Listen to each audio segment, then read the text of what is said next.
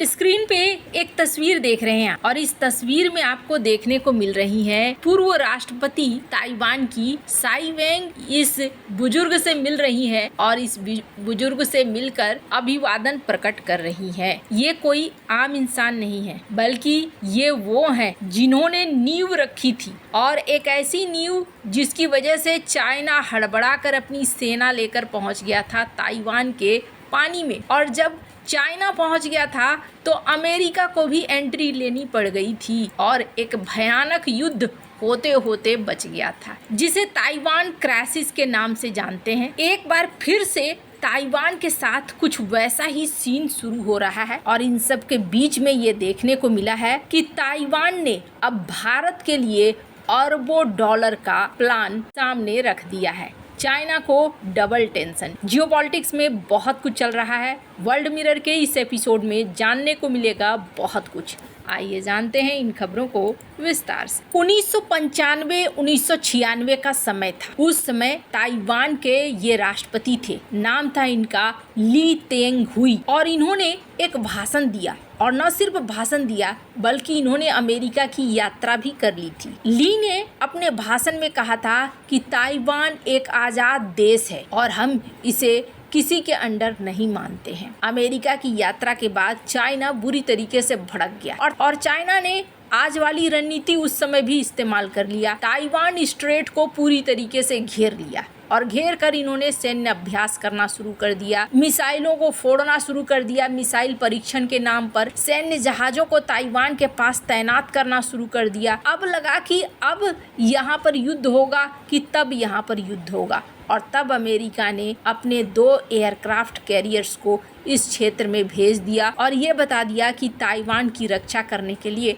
हम तैयार हैं। अभी जब ईरान के साथ युद्ध हो रहा था ना, तो चाइना बहुत ध्यान से देख रहा था अमेरिका के कामों को। क्यों देख रहा था? इसके पीछे कारण समझिए। आज तक चाइना ये मानता रहा है कि अगर अमेरिका को लड़ाई लड़नी है मुझसे, यानी कि चाइना से, तो उसे बहुत दूर से आना होगा। अगर ताइवान को बचाना है तो उसे ताइवान तक पहुंचना होगा, और इसके लिए चाइना हमेशा से तैयार रहता है कि हम उन रास्तों को ही बंद कर देंगे ताकि आप ताइवान तक पहुंच ही नहीं पाओगे। लेकिन जब ईरान के साथ लड़ाई हो रही थी, अगर मैप देखें तो ये रहा अमेरिका बहुत ज़्यादा दूर है ईरान से, और ये रहा ईरान जहां पर अमेरिका के बॉम्बर्स घुसे और बॉम्बर्स ने घुसकर तबाही मचाई। तबाही मचाकर ये बॉम्बर चले गए। चाइना को एक संदेशा मिल गया कि अगर अमेरिका ताइवान के साथ लड़ाई में कूदता है तो कुछ ऐसा ही सीन देखने को मिल सकता है। हालांकि डोनाल्ड ट्रंप के साथ सीन क्या है, डोनाल्ड ट्रंप के बारे में कुछ भी कहा नहीं जा सकता है, और ये चाइना भी समझता है कि आज वो कुछ कहेंगे,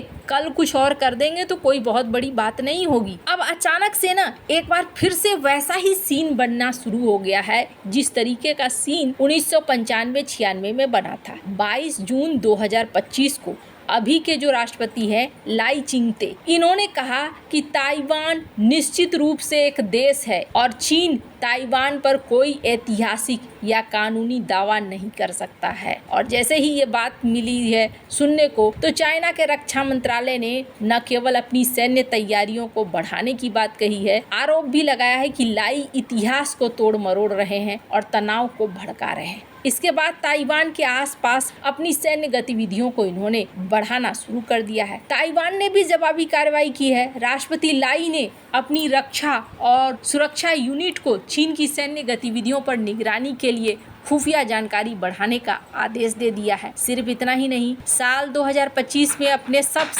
सबसे बड़े सैन्य अभ्यास हान कुआंग ड्रिल्स की भी योजना बना रहा है, जिसमें रिजर्व बलों की सबसे बड़ी तैनाती होगी। ये अभ्यास ताइवान की युद्ध तैयारियों को देखने के लिए है। वहीं दूसरी तरफ ताइवान और चाइना में ये सारा सीन चल रहा है। इस वक्त ताइवान ने 2 निर्णय लिए हैं और ये दोनों ही निर्णय चाइना के पैरों तले जमीन खींच रहे हैं। पहला निर्णय ताइवान ने ये लिया कि चाइना की टेक्नोलॉजिकल दिग्गज कंपनी है हुआवे और SMIC, इनको एक्सपोर्ट कंट्रोल लिस्ट में डाल दिया। जिसका क्या मतलब हुआ? इसका मतलब हुआ कि इन्होंने एक तरीके से बैन लगा दिया, और न सिर्फ इतना बल्कि ईरान को, रूस को, पाकिस्तान को, म्यांमार को, चाइना को, इनको जोड़ दिया है इस लिस्ट में। कई कंपनियों को भी जोड़ दिया, करीब 601 कंपनियां जिसका किसी न किसी तरीके से डायरेक्ट या इनडायरेक्ट चाइना से लिंक बनता है। यहाँ तक सेमीकंडक्टर ना पहुंचे, इसका इन्होंने उपाय कर दिया।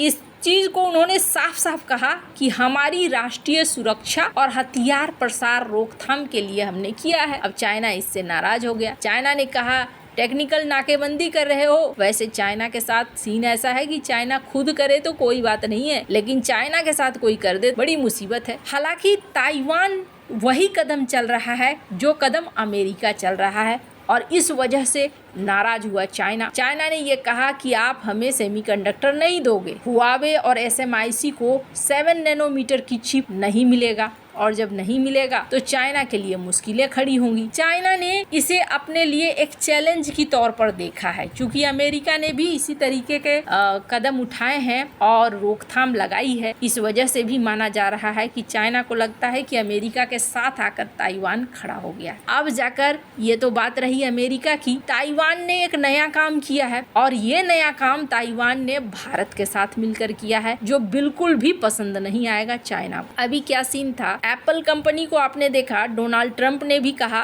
कि भारत के अंदर मैन्युफैक्चरिंग करना छोड़ दो। एप्पल ने बात नहीं सुनी और एप्पल ने यहाँ जैसे प्रोग्राम मेरा चल रहा है मैं चलाऊंगा, ये बात साफ कर दी। और एप्पल से टेंशन में चाइना भी है। चाइना का कहना है कि अच्छा बनाओगे, भारत में बनाओ, कितने कंपोनेंट्स बना लोगे, आखिर मेरे से ही लेने आओगे।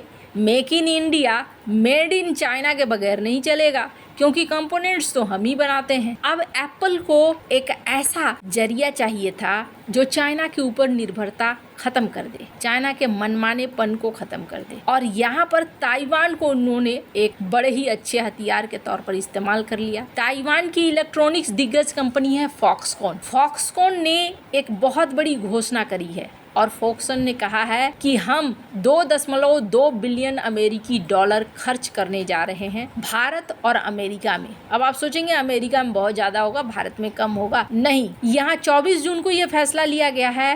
भारत में 1.49 बिलियन अमेरिकी डॉलर। भारत में ये क्या होगा, भारत में ये आईफोन बनाने में और आईफोन के कंपोनेंट्स के निर्माण के लिए नई फैक्ट्री स्थापित करेंगे। और दूसरा 735 मिलियन अमेरिकी डॉलर अमेरिका में डेटा सेंटर और सर्वर बनाने के लिए यहाँ इस्तेमाल होगा। ये निवेश फॉक्सकॉन की नीति को बता रहा है कि अब चाइना से बाहर आकर वो अपने साम्राज्य को फैलाना चाह रहा है। ये एक अच्छी बात भी है। भारत के वेदांता के साथ मिलकर माना जा रहा है कि इस तरीके की कंपनी बनाई जाएगी। ये एक जॉइंट वेंचर होगा जिसके तहत भारत में माना जा रहा है कि फॉक्सकॉन अपना निवेश बढ़ाएगा। हालांकि वेदांता को लेकर अभी बातें ही हो रही हैं। हो सकता है कि वेदांता के साथ न भी हो। एक बार 2023 में वेदांता को लेकर दोनों में डील फाइनल भी हुई और फिर बाद में ये डील टूट भी गई थी, पर फॉक्सकॉन ने भारत से निवेश नहीं निकाला था और भारत में निवेश वो करते चले गए थे। तो फिलहाल के लिए अरबों डॉलर भारत की तरफ आते हुए दिख रहे हैं, जो चाइना को बिल्कुल भी पसंद नहीं आएगा। वैसे आपको क्या लगता है, इन सब मामले में आपकी क्या राय है, कमेंट कर जरूर बताएं। जल्द मिलते हैं अगले वीडियो में नई खबर के साथ।